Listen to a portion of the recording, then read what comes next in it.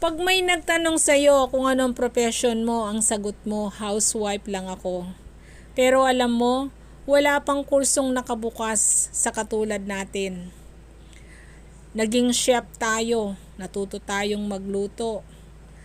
Naging teacher tayo sa mga anak natin.